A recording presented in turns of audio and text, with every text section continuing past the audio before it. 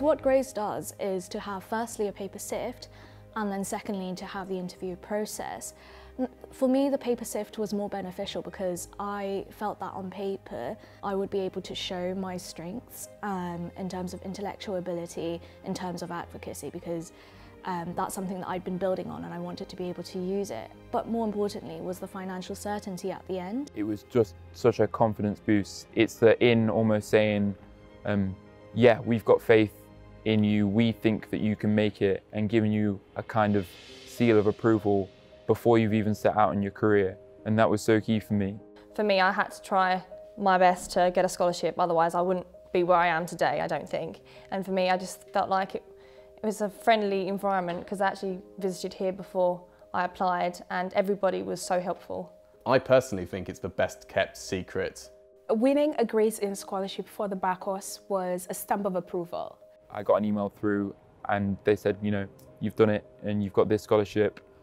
And I was just in disbelief. I refreshed my emails about 5 or 6 times. That far fewer people applied to Grace Inn, which means that the pool of money can be spread over fewer people and fewer scholarships are awarded, which means that the sum of those scholarships, the minimum sum of those scholarships, is far higher.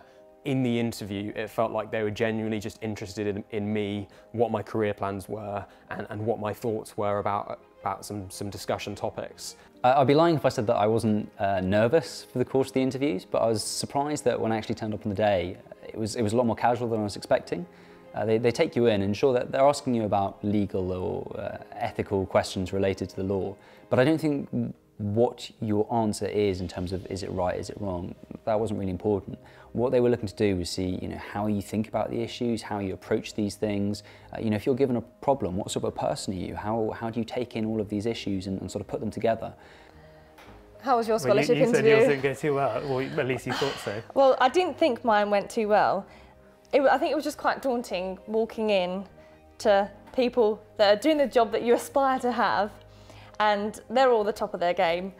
You go in and obviously they just ask general questions about how you are, what you're doing, and then they just maybe ask what your favourite case is, and then the pressure starts building and you're thinking, I'm waffling a bit here.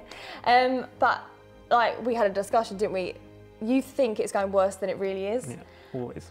I think they push the people who they think are doing well. So often you come out of an interview, not only with this, but I think in general, and where you feel like you've really been prodded by the interviewers, it's probably because they think you're good and they want to test you.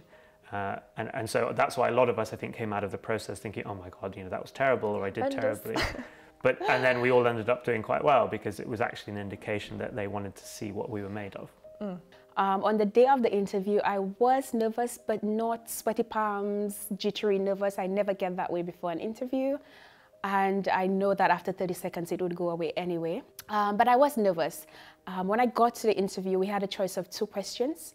And my question was to speak on the underrepresentation of certain groups in the legal profession. And I formed part of that group, so it was quite interesting to have gotten that question. Being a residential scholar at Grace Inn is really amazing. I mean, it's about a 5-minute commute to law school every day. Yes, I think less in debt. Yeah, but it also gives you a really supportive community. Absolutely.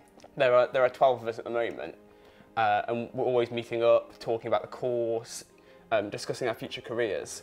And it's really nice to have that kind of friendly atmosphere. Yeah, to have like a supportive community in which everyone is in the same stage of their legal career, and I think that's just really helpful for your time at the inn. Living in the inn is a surreal experience. I don't think I'm ever going to be living within 20 square miles of Chancery Lane. But in all seriousness, it's brilliant. It means that we feel fully connected with the life of the inn. So we go and sit and have lunch in the hall, we go sit in Bridge Bar, which is Grace Inn's bar, and mix with barristers and staff members, which is fantastic. The moment I found out about the Bedingfield Scholarship, I was sat in a coffee shop about to start work for the day, and I got the email saying scholarship results. I just had a moment of like heart-stopping moment, really. I mean, in my case, I couldn't even be doing the course that I'm currently doing without my scholarship from Gray's Inn, so I'm incredibly grateful to the Inn for that. I'm improving a lot faster in all of the things that I want to do than I'd ever have been able to if I hadn't had access to everything the Inn provides. So yeah, it's supported me, it's mentored me, it's been great. Gray's Inn has given me a lot, both in terms of financial certainty, but also in terms of networking opportunities.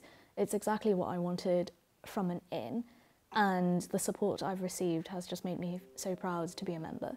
I hope this video has been helpful. To find out more about our scholarships, visit our website or come to the inn and meet us in person to discuss your options. We'd be delighted to see you.